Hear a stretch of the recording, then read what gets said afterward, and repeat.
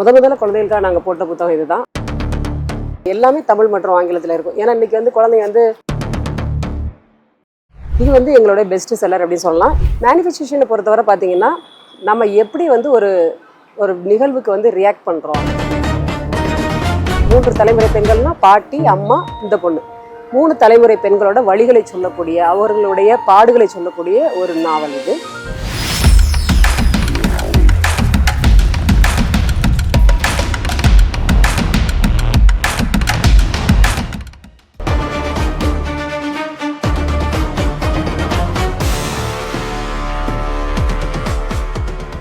அனைவருக்கும் வணக்கம். நாமக்கல் புத்தக திருவிழாவிலிருந்து இவள் பாரதி.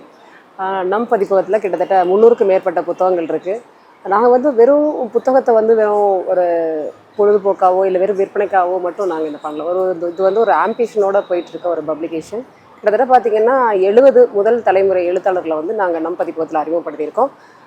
கவிதை, கதை, கட்டுரை, நேர்காணல்கள், குழந்தைகளுக்கான நாவல்கள், இப்படி நிறையா கிட்டத்தட்ட 270க்கு மேலே நாங்கள் வந்து தலைப்புகள் பண்ணியிருக்கோம்.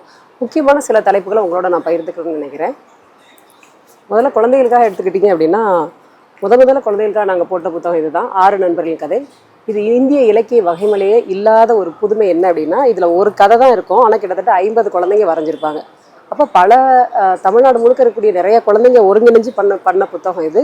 இது வந்து எங்களோட பெஸ்ட் செல்லர் அப்படின்னு சொல்லலாம். இந்த புத்தகத்தோட இன்னொரு கூடுதல் சிறப்பு பார்த்திங்கன்னா தமிழ் மற்றும் ஆங்கிலத்தில் இருக்கும்.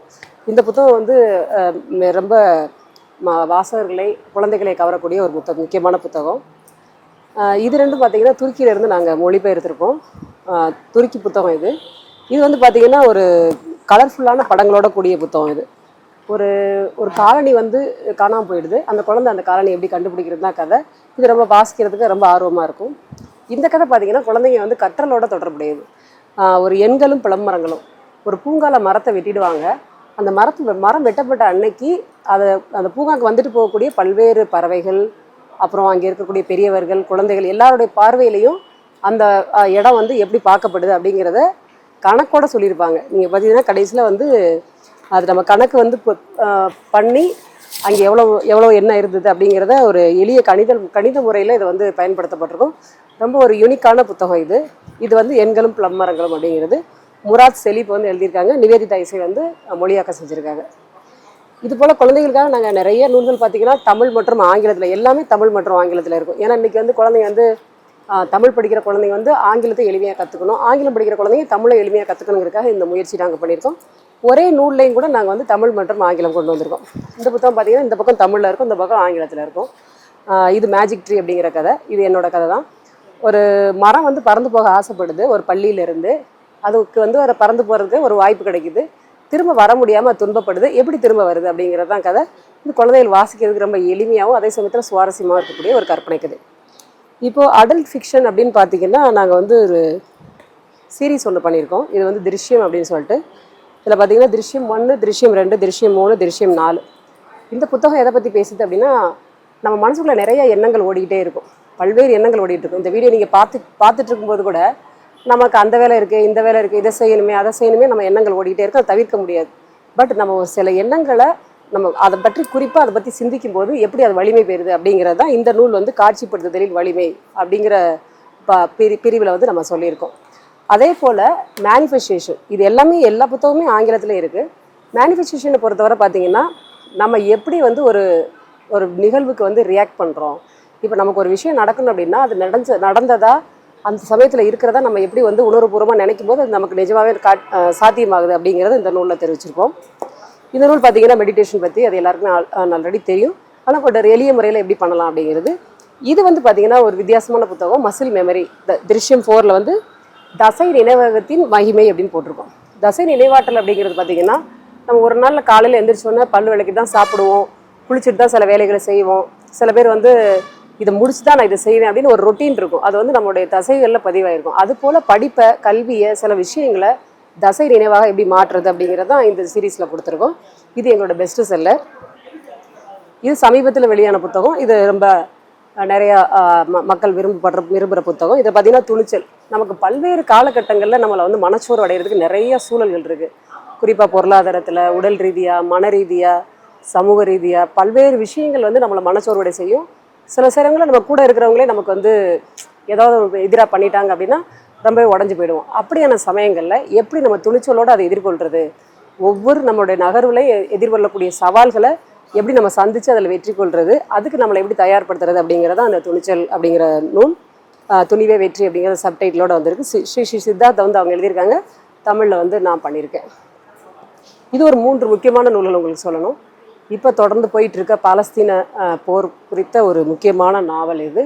இது வந்து நம்ம பாலஸ்தீனத்திலேருந்து நேரடியாக வாங்கப்பட்ட ஒரு நாவல். தமிழ் மற்றும் ஆங்கிலத்தில் நம்ம கொண்டு வந்திருக்கோம். காசாவில் இருக்கக்கூடிய ஒரு சிறுவன் வந்து உணவுக்காக போர் சமயத்தில் வெளியில் போகும்போது அவனுக்கு அந்த உணவு கிடைக்கிறதுல எவ்வளோ சிரமங்கள் ஏற்படுது, அப்போ வந்து அவன் சந்திக்கக்கூடிய பிரச்சனைகள் என்ன, அப்போ வந்து இராணுவ வீரர்களோடு அவனுக்கு என்ன உரையாடல் ஏற்படுது, எப்படி யாருக்கும் தெரியாமல் உணவு வந்து வீட்டில் இருக்கிறவங்களுக்கும் சேர்த்து கொண்டு வரான், உணவு கிடைக்காதப்போ என்ன பண்ணுறாங்க அப்படிங்கிறத ஒரு சிறுவனோட பார்வையிலிருந்து தெரிவிக்கக்கூடிய ஒரு முக்கியமான நூல் கார்த்திகா குமாரி வந்து பண்ணியிருக்கிறாங்க. ரொம்ப இப்போ சமீபத்தில் வந்து மிக முக்கியமான நூல். சமகால சூழலை, சமகால போர் சூழலை, அது அங்கே நடந்துட்டு இருக்க விஷயங்களை நம்ம தூரத்துலேருந்து பார்த்துட்ருக்கோம். பட் அங்கே இருக்கக்கூடிய சூழல் என்ன அப்படிங்கிறது அப்பட்டமான இதில் இருக்கிற ஒவ்வொரு பக்கங்களும் உண்மையை மட்டும் பேசுது. அவ்வளோ நாவலாக இருந்தால் கூட அது உண்மையை சொல்லக்கூடிய ஒரு நாவலாக இருக்குது. எல்லோரும் வாசிக்கக்கூடிய ஒரு முக்கியமான நூல் இது. இது பார்த்திங்கன்னா மரத்தில் ஒருத்தி அப்படிங்கிறது இது துருக்கியிலேருந்து கொண்டு வந்த ஒரு நாவல். இதில் பார்த்திங்கன்னா the girl in the tree அப்படிங்கிறது தான் துருக்கியில் வந்த புத்தகம். மரத்தில் ஒரு பொண்ணு இருப்பா. ஏன் அந்த மரத்தில் அந்த பொண்ணு இருக்கா, அவளுக்கு வீடு இல்லையா, அவளுக்கு குடும்பம் இல்லையா, எப்போ மரத்தை விட்டு இறங்குவா, இப்படி நிறைய கேள்விகள் இருக்கும். ஆனால் அவள் ஒரு போராட்ட குணத்தோடு அதை வந்து செஞ்சுருப்பாள். அப்போது நேர்க்கக்கூடிய சம்பவங்கள், அப்போ ஒரு பையன் வந்து பக்கத்தில் இருக்கக்கூடிய ஒரு ஹோட்டல்லேருந்து ஒரு பையன் வந்து அந்த பொண்ணை பார்த்துருவான்.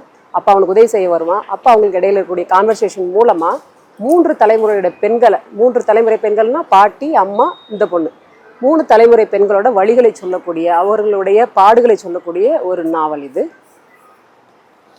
இன்னொரு முக்கியமான நாவல் பார்த்தீங்கன்னா நிலமற்றவளின் காதல். இது வந்து துருக்கியில், இதுவும் துருக்கி நாவல் தான். துருக்கியில் படிச்சுட்டு இருக்க 2 வெவ்வேறு நாடுகளை சேர்ந்த ஒரு எம்பிபிஎஸ் படிக்கக்கூடிய, அதாவது மருத்துவ மாணவர்களுக்கிடையே ஒரு நட்புறவு ஏற்படுது. திடீர்னு அந்த 2 நாடுகளுக்கு இடையில வெளியில் வந்து போர் ஏற்படுது.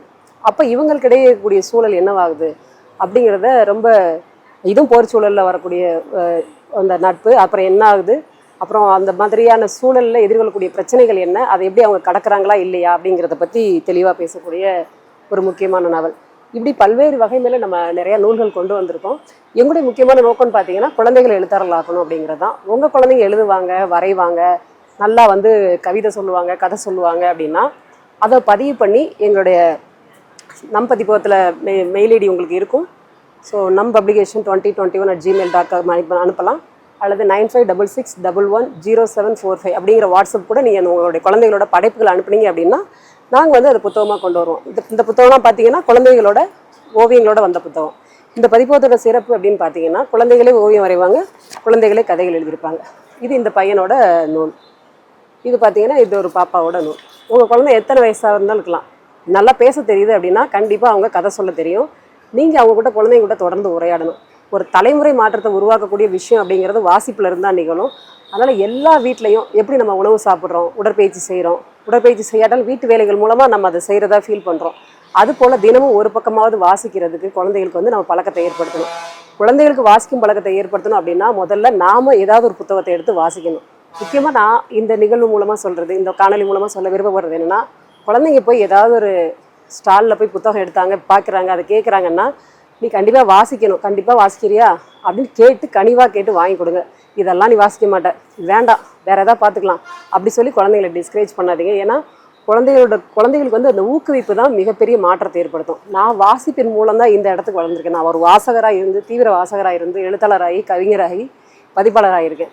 பதிப்பாளராக இருக்க முக்கியமான நோக்கம் பார்த்திங்கன்னா வாசிப்பில் நிறைய குழந்தைகளை கொண்டு வரணும். அந்த குழந்தைங்க வந்து எழுத்தாளராகவும் இருக்கணும் அப்படிங்கிறது தான். குறிப்பாக சொல்லணும்னா எந்த துறை சார்ந்த நபருமே எழுதலாம்.